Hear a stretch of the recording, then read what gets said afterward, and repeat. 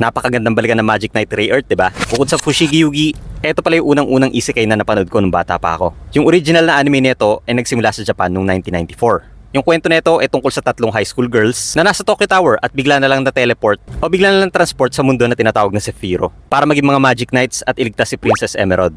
Unang pinalabas to sa ABS-CBN noong 1996. Kung tama pagkakaalala ko, every Sunday lang to dati. Tagalog pa yung opening song neto. At mga English names din yung mga ginamit dito, instead na yung mga original na Japanese names nila. Kasi nga, nilolocalize yung mga pangalan dati ng mga anime characters para mas maintindihan at madali makarelate ang mga bata dati. Si Hikaru Shido, pinangalan ng Lucy, siguro dahil sa kapangyarihan niya na apoy, short for Lucifer siguro. Si Umi Ryuzaki, naku, ito yung crush na crush ko talaga dati.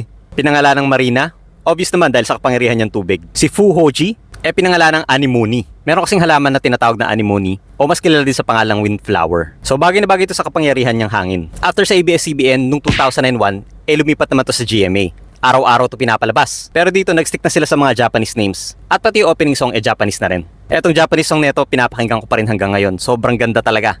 At etong pinakamaganda sa lahat. Pagkaka-remake to ngayon 2026. At magsisimula na tong ipalabas sa October. Sigurado magiging mas malinis, modern, at digital na yung animation dito. Excited ka na rin ba mapanood yung remake? Isa ka rin ba sa mga batang 90s? Samahan mo ako mag-reminisce ng mga emotional anchoring natin. At follow mo naman ako dito sa TikTok, YouTube, at Facebook. Oh, yun lang muna sa ngayon mga dads at mga tita 90s. Maraming salamat sa panonood.